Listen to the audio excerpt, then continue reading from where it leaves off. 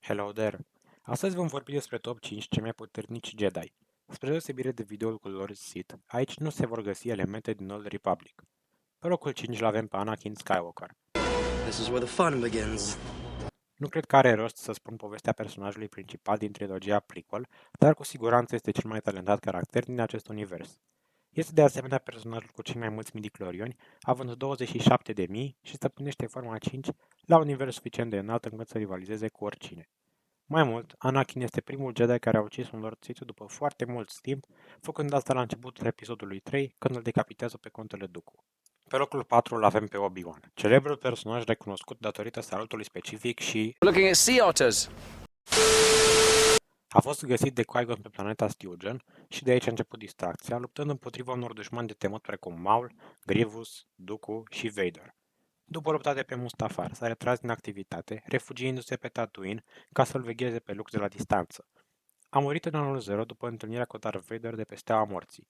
Pe locul 3 îl avem pe Mace Windu, unul dintre cei mai experimentați și mai puternici Jedi, fiind totodată și creatorul Formei 7. Provenind de pe planeta Harun Kal, el este discipolul lui Yoda și al maestrei Jedi Trasa.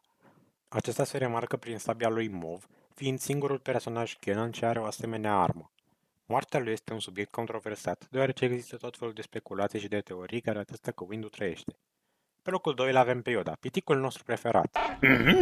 Furry balls, you have? Este cel mai înțelept Jedi, are titulatura de Grandmaster și este unul din cele 4 personaje care știu să abordeze orice formă de luptă, preferata lui fiind forma 4.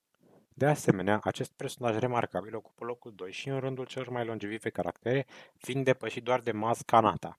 A murit în anul 4 ABI la vârsta de 900 de ani. Iar pe locul 1 îl avem pe Luke Skywalker, personajul principal al trilogiei originale și cel care a distrus Imperiul Galactic. A fost crescut pe Tatooine de Owen și Beru, niște rude mai aparte.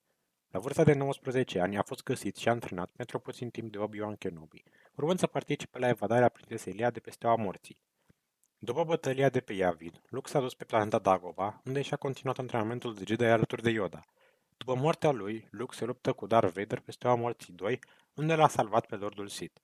După asta s-a refugiat pe planeta Ahto, unde a și murit în anul 34 ABI. Sper că v-a plăcut acest episod, aveți în descriere link către serverul de Discord și vor să fie cu voi. Pa, pa!